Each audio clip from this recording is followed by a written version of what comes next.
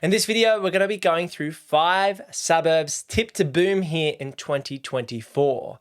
Now, late in 2023, we've been seeing the Southeast Queensland market grow month to month. There's been more demand coming into the Southeast Queensland property market, with both investors and homeowners looking to put their money to work and find a property here in Greater Brisbane. So we're going to be going through properties on the north side and the south side and the bay side of Brisbane that look like good buying value for 2024.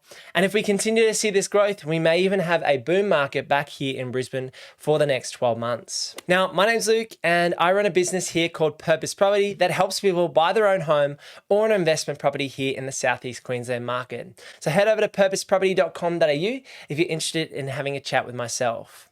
So let's dive into suburb number 1, which is Chermside West.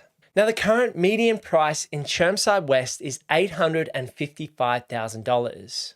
Now, Chermside West is located roughly 10 kilometres north of Brisbane CBD.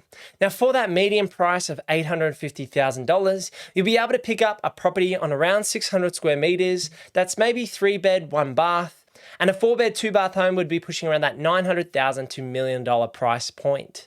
Now, one of the great things about Chermside West is it has proximity to the CBD, but it's also a reasonable price point here in Brisbane. For around that $800,000 to $900,000, you can get a nice family home on a good sized block with access to good schools. You're very close to Westfield at Chermside, and you've got access to the bus links all the way into the CBD. So as far as owner-occupier appeal goes, it ticks all of the boxes. Now, in my opinion, the best style of property would be to get one that's a little bit run down, with a larger floor plan. And we've helped clients do exactly this. If you can find a home on, say, 700 square meters or even close to 800 square meters with a bigger home on it, so say a 4-bed home with an old floor plan, which is quite boxy, you can look to knock out a few walls in that style of property, add more bedrooms where it makes sense, create larger living spaces, and add value to the property. So for that $800,000 to $900,000, you'll be able to find a good quality blue chip property on the north side of Brisbane, and potentially one with some value add potential.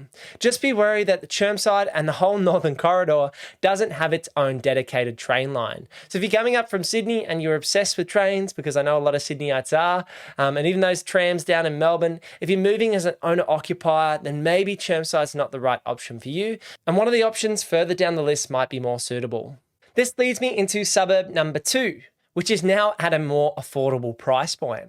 Now, this suburb is less than $600,000. It's 20 kilometres north of Brisbane CBD, and it does have access to a train line. This suburb is known as Launton. Now, the current median price point in Launton is $620,000 for houses. And you can potentially buy a little bit lower than that if you find a property that, again, needs some cosmetic renovations. So in Launton, I'd be looking for a quality home that's raised up off the ground or a solid slab construction on over 600 square meters. You're probably better off looking for a 3-bed, 1-bath property in these locations, unless you have the extra budget to spend maybe $700,000 on a 4-bed, 2-bath home. Now, Launton is a family-friendly area for the price point. It has a mix of white-collar and blue-collar workers.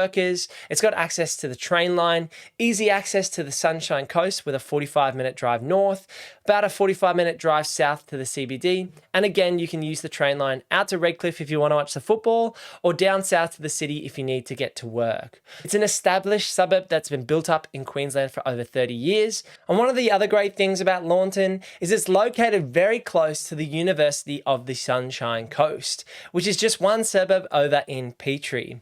So there's a massive university nearby, a train line, an affordable price point, and potentially a property, again, that you can find with value add potential. So that's why Launton is second on the list for potential crackers in 2024. The next suburb on our list is located just 6 kilometres as the crow flies from Brisbane City. Now, the current median price point sits around $1,150,000. So this is not a cheap suburb on today's list, but if you're looking for inner city, you're looking for lifestyle, you're looking for proximity to the CBD and restaurants, shops, amazing schools, then this suburb ticks a lot of boxes.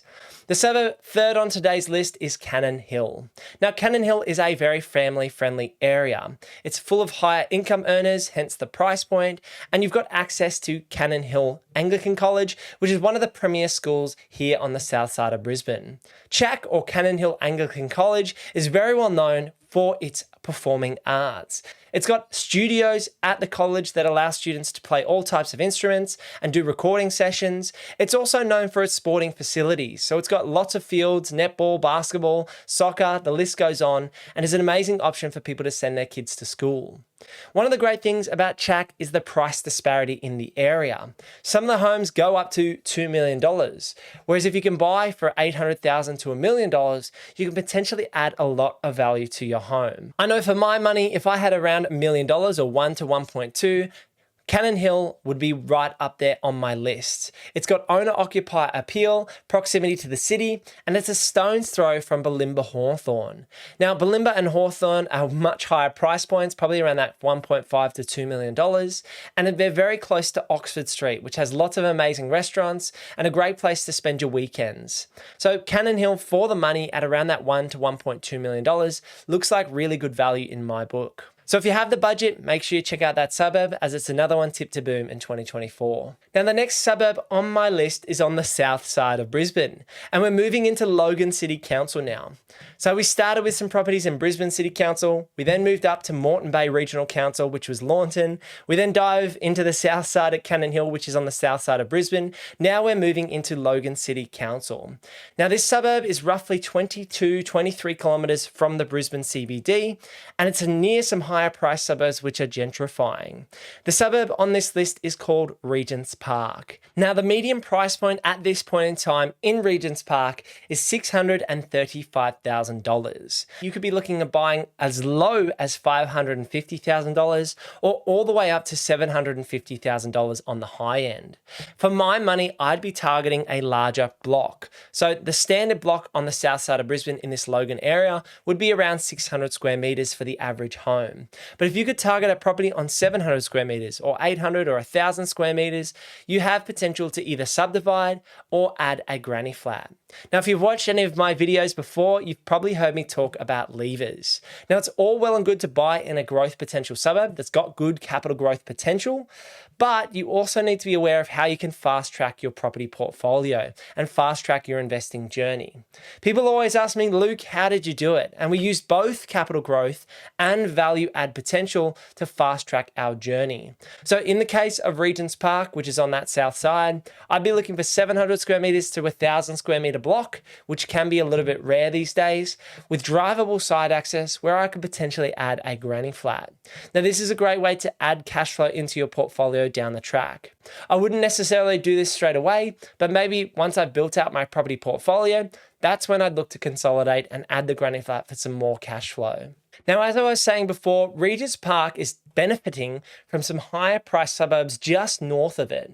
Stretton, Callum Vale, Parkinson, even all the way up to Sunnybank has been significantly growing in price. And this is trickling down south towards Regent's Park. So we may see over time that ripple effect taking place as these suburbs just further north get more and more expensive. Regent's Park will be lifted by these surrounding suburbs.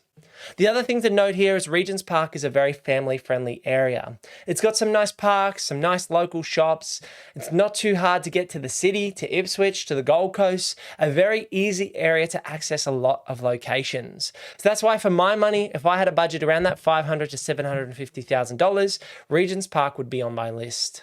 Now, the fifth and final suburb on my list where I see boom potential is a suburb on the north side of Brisbane. It's only 2 to 3 kilometres from the CBD, but has some fantastic potential due to the future infrastructure plans here that are due to happen in Brisbane over the next 10 years and the value add potential in this area.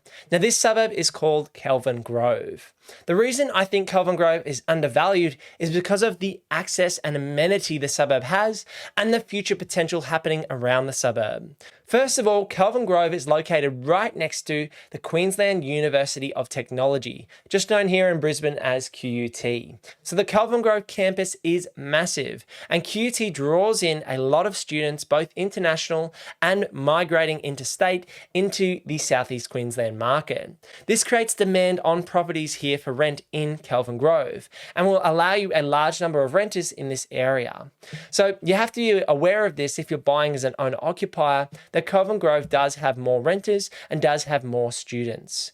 But there are also lots of other upsides. It's got walking distance to the city, walking distance to Roma, where they're going to be doing the Roma Live precinct. The new Victoria Park complex upgrades are happening a stone throw from Kelvin Grove, in between Spring Hill and Kelvin Grove and Hurston. So looking at these future infrastructure projects, Kelvin Grove is going to benefit greatly from these upgrades over the next 10 years. And these are all happening out towards the Olympic Games in 2032. So the median price point in Kelvin Grove at this point in time is $1,207,000.